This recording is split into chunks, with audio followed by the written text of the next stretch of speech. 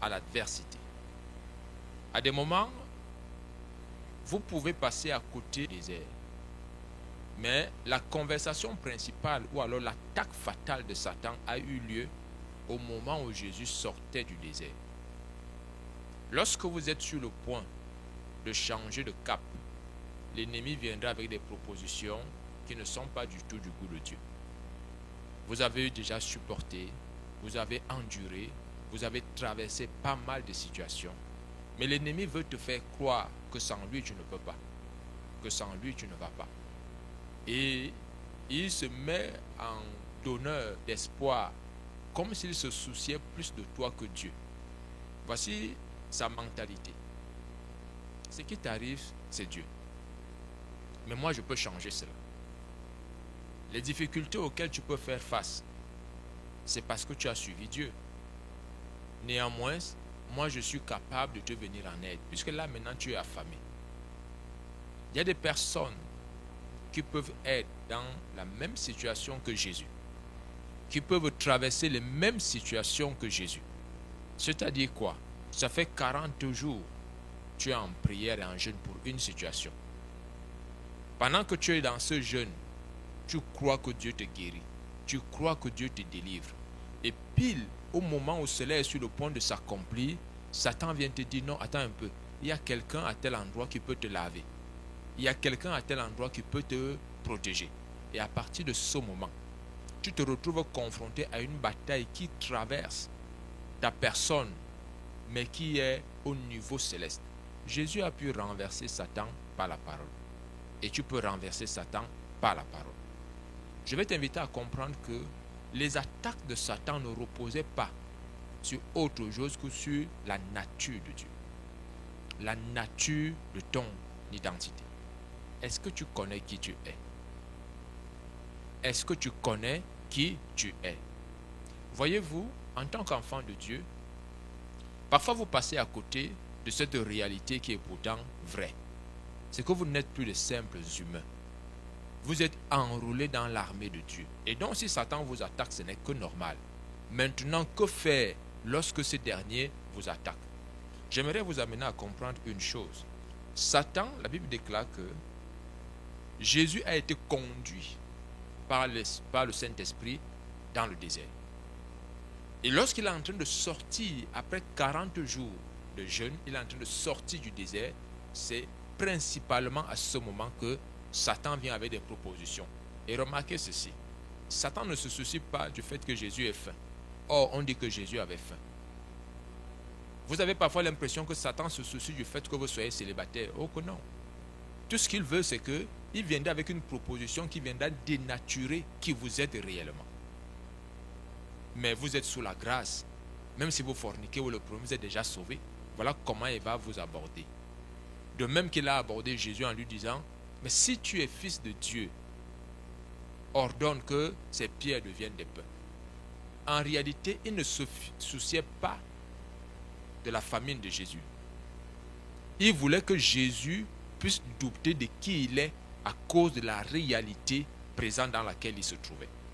De même, lorsque tu fais face à des réalités auxquelles tu n'arrives pas à donner une réponse, auxquelles tu n'arrives pas à donner un résultat, tu as des pensées qui peuvent te dire, mais réellement si tu es enfant de Dieu, pourquoi telle chose t'arrive?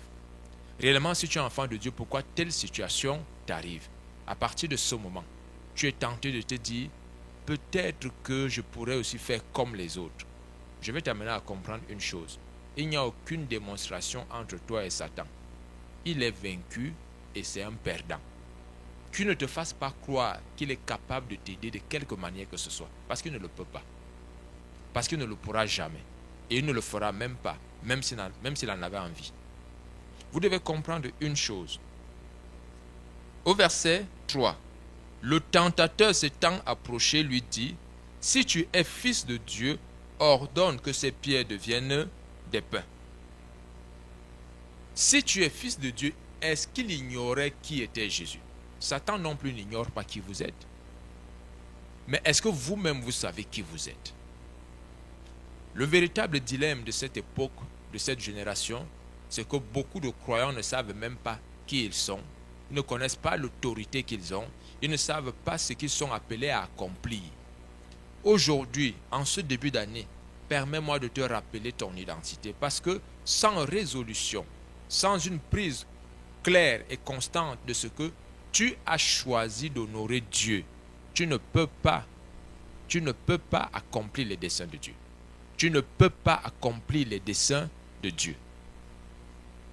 Celui qui t'a appelé est fidèle. Celui qui t'a appelé est fidèle. C'est donc important pour toi de réaliser une chose, bien-aimé. Satan demande à Jésus s'il est fils de Dieu. Je ne sais pas les si auxquels tu es soumis par Satan. Si tu es marié, pourquoi est-ce que tu souffres dans ton foyer? Peut-être que si tu étais célibataire, ce serait mieux. Peut-être que si tu divorçais, ce serait mieux. N'écoutez pas les si de Satan. Si peut-être tu gagnais plus, si tu avais tel poste, tu serais plus épanoui. Les si de Satan visent toujours à vous rendre inconfortable dans une situation pourtant où vous êtes confortable. Les si de Satan visent à vous rendre inconfortable dans une réalité qui peut être catastrophique au vu des hommes par rapport à la chair. Est-ce qu'aujourd'hui tu peux réaliser une chose? Dieu t'a appelé et Dieu sait qui tu es. J'aimerais t'amener à comprendre en ce début d'année que tu es enfant de Dieu. Tu es enfant de Dieu. Si tu es fils de Dieu, ordonne que ces pierres deviennent des pains.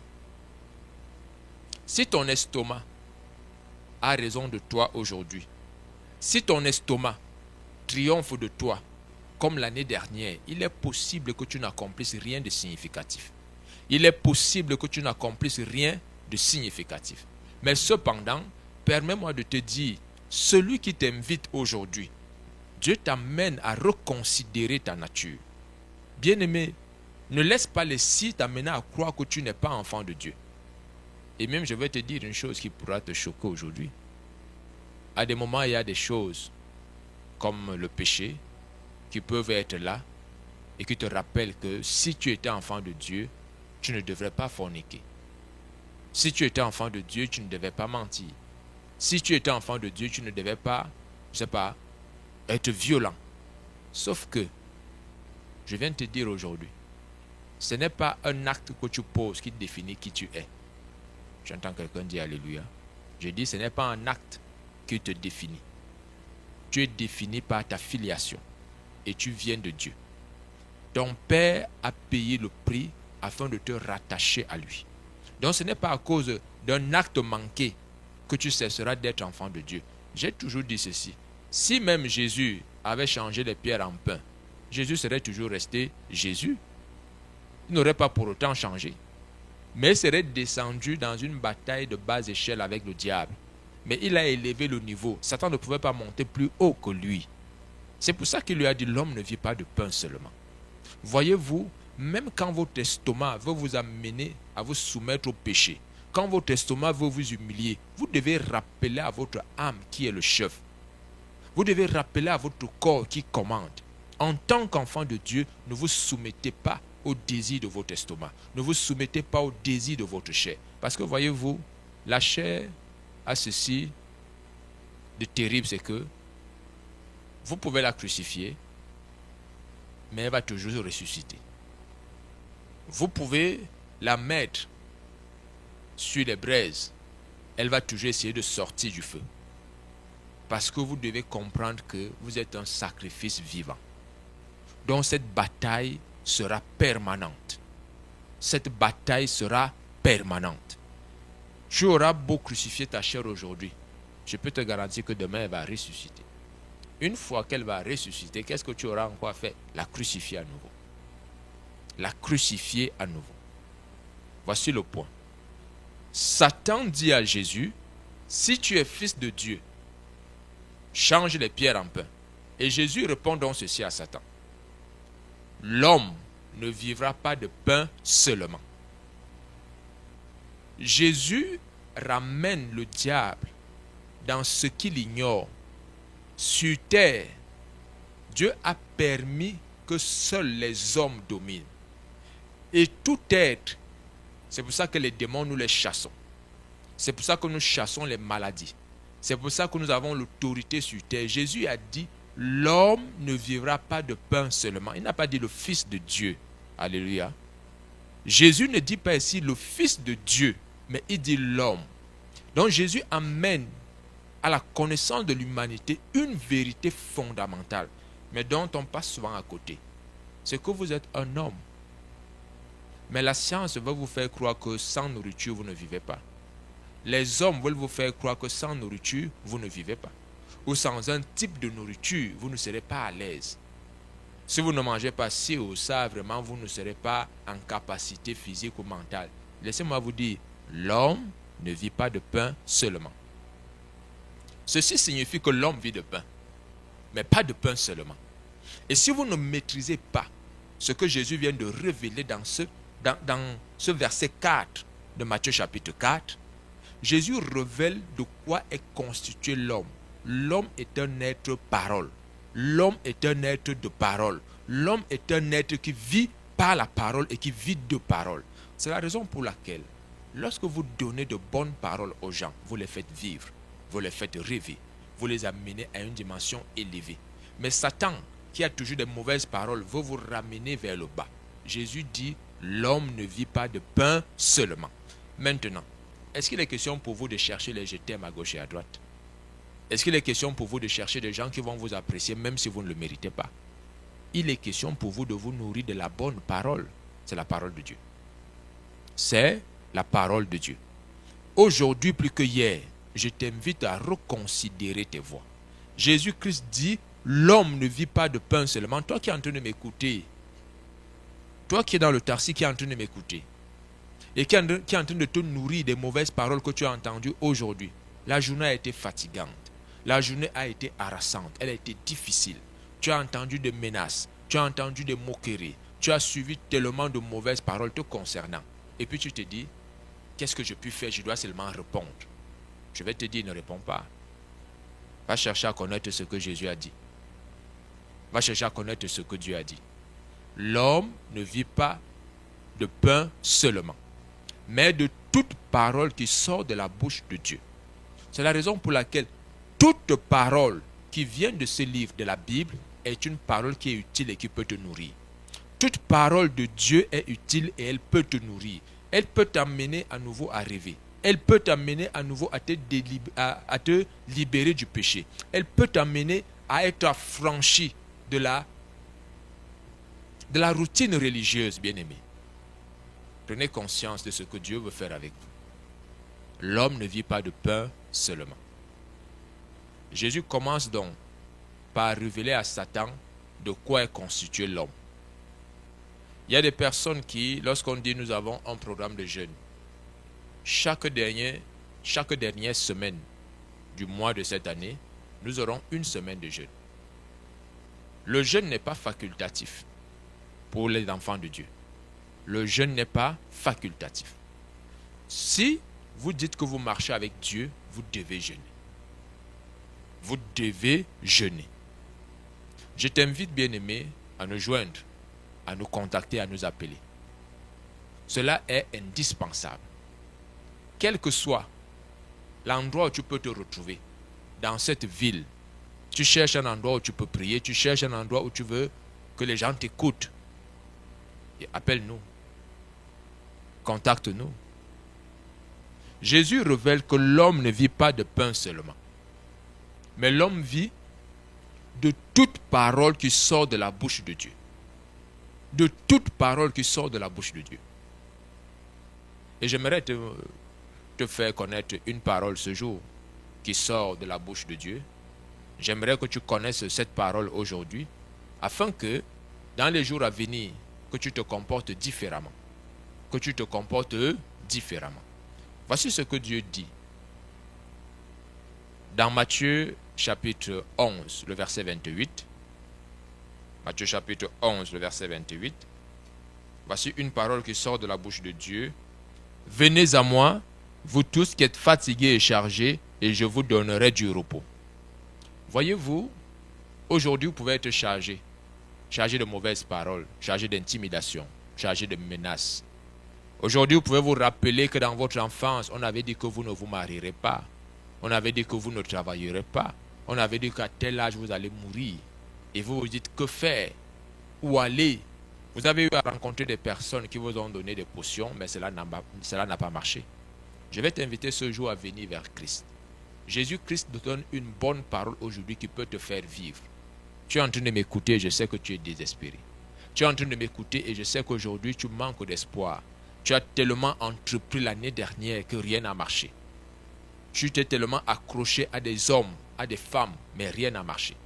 Permets-moi de t'inviter aujourd'hui et de t'amener à comprendre que si tu viens à Christ, il va te décharger. Il dit, venez à moi, vous tous qui êtes chargés et fatigués, et je vous donnerai du repos. Jésus veut te décharger, alors il te dit, viens.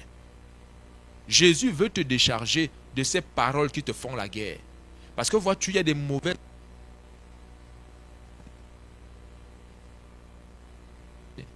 L'homme n'est pas d'abord son ventre. L'homme, c'est d'abord sa relation avec Jésus.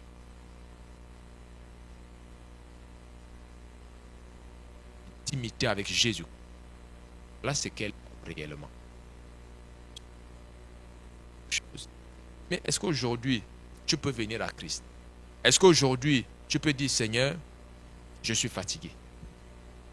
Je suis fatigué. Et je viens à toi pour que la situation change. Et je viens à toi pour que cette réalité change. N'écoutez pas le conseil de Satan qui veut vous faire croire qu'il se soucie plus de vous que Dieu. Satan arrive toujours lorsque Dieu est sur le point de changer une vie. Lorsque Dieu est sur le point de changer une famille. Et il vous fait croire que Dieu vous a conduit au désert, mais lui vous en sort. Dieu vous a conduit dans telle situation, mais lui vous en sort. Il y a parfois certaines réalités auxquelles vous êtes confrontés, qui ne viennent pas de votre désobéissance, mais qui sont difficiles à vivre. Laisse-moi t'encourager ce jour. Tu es sur le point de sortir de ce désert. Cette année 2026, Dieu te sort du désert. Cette année 2026, tu sors de tout marasme économique. Cette année 2026, Dieu te guérit. Dieu te libère de la sinusite. Dieu te libère des fibromes. Aucun nom n'est au-dessus de Jésus. Cette année 2026, la douleur que tu avais au genou, cette douleur disparaît au nom de Jésus. Donc, lorsque Dieu est sur le point de transformer ta vie, Satan vient avec des mauvaises propositions. Il te donne l'impression qu'il se soucie de toi alors qu'il n'a que foutre de toi. Prends conscience de ce que Dieu veut faire. Prends conscience de ce que Dieu est en train d'accomplir. Est-ce qu'aujourd'hui, plus que hier, tu réalises que tu es chargé? Tu réalises que tu es fatigué. Et l'endroit où il faut venir, c'est à Christ. L'endroit où tu dois venir, c'est à Christ. L'endroit où il faut venir, c'est à Christ. Appelez-nous maintenant, bien-aimés. Appelez-nous au 698 14 95 26. 698 14 95 26 ou au 670 08 75 39. 670 08 75 39.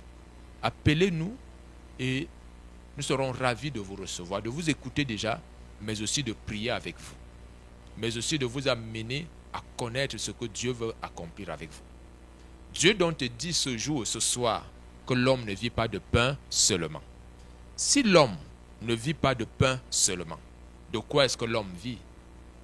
De toute parole qui sort de la bouche de Dieu. Tu as lancé un business, tu as lancé une entreprise, et jusqu'ici tu n'as pas vu les fruits escomptés. Tu es sur le point d'abandonner et tu te dis, peut-être que je ferais mieux de faire autre chose.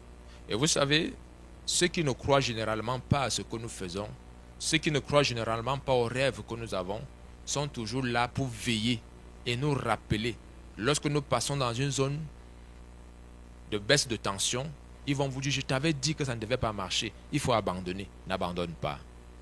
Je vais te dire ce soir, n'abandonne pas. Si tu es fatigué, tu peux te reposer, mais n'abandonne pas. Je vais t'encourager à te relever et à persévérer avec Jésus. L'homme ne vit pas de pain seulement. Que l'ennemi ne te livre pas au péché.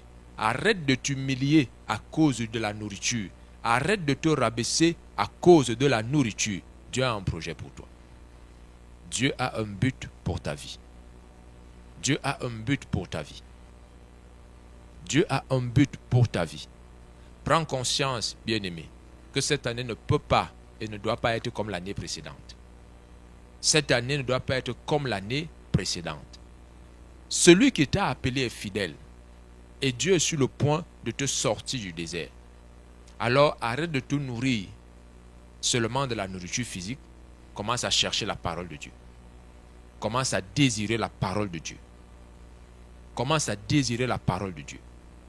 La Bible déclare, Jésus dit, « Venez à moi, vous tous qui êtes fatigués et chargés, et je vous donnerai du repos. » Savez-vous que lorsque Jésus est allé au désert, on dit, à la fin de 40 jours, il avait faim, il était fatigué. Pendant que Jésus est en train de se tourner vers son Dieu, qui est son Père, Satan vient avec des propositions qui ne cadrent pas avec Dieu. Mais lorsque Jésus va le vaincre, le verset 11 va nous dire une chose, c'est que les anges viendront servir Jésus. Tu veux que les anges viennent te servir, il faut déjà d'abord sortir du désert. Et tu ne sortiras pas du désert sans affronter Satan. Tu vas l'affronter.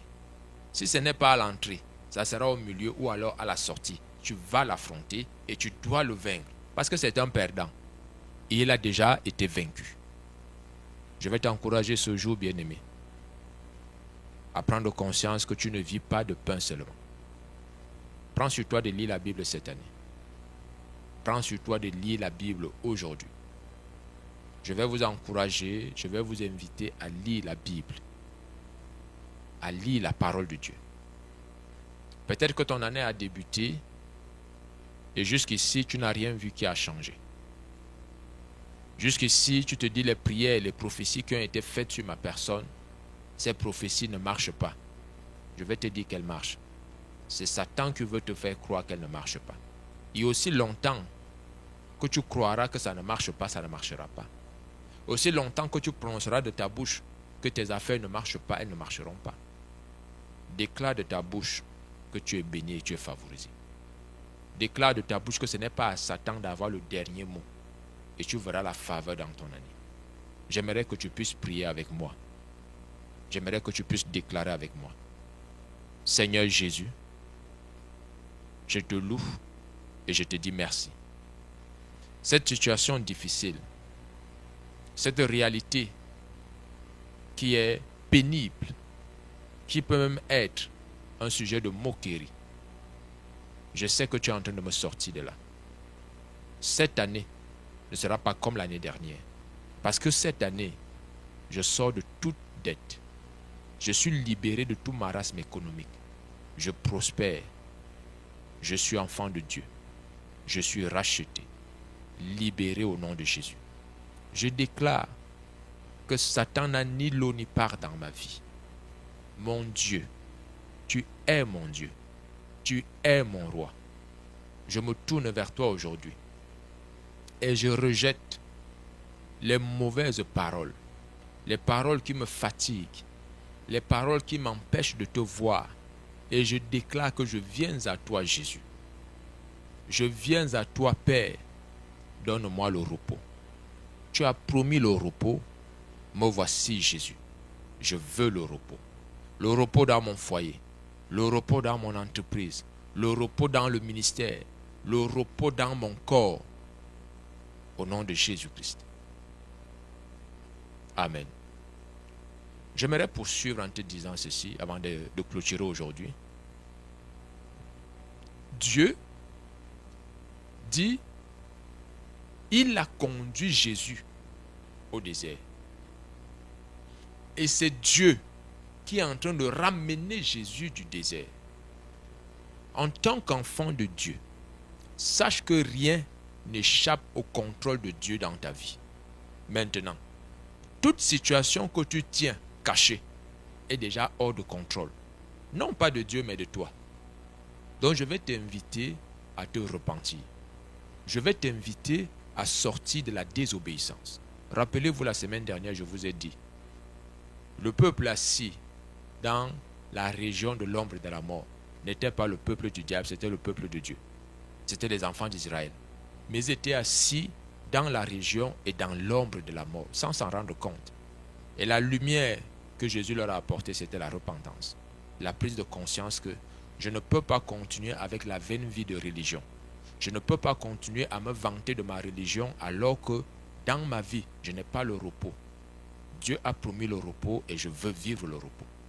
Dieu a promis le repos et je veux vivre le repos. Donc je vais t'encourager, bien-aimé, aujourd'hui, à prendre la résolution de te soumettre à la parole de Dieu. À prendre la résolution d'obéir à la parole de Dieu. Que l'Éternel te bénisse et qu'il te garde. Toi qui reçois cette parole aujourd'hui, si vous avez besoin de prière, de conseils, ou même d'une église pour persévérer, contactez-nous au 698 14 95 26. C'est aussi un numéro WhatsApp. 698 14 95 26. Ou au 670 08 75 39. Au 670 08 75 39. Pour toute information sur le programme et le ministère, je vous conseillerais d'écouter notre annonceur. Et nous, on pourra se retrouver jeudi à la même heure, à savoir 19h.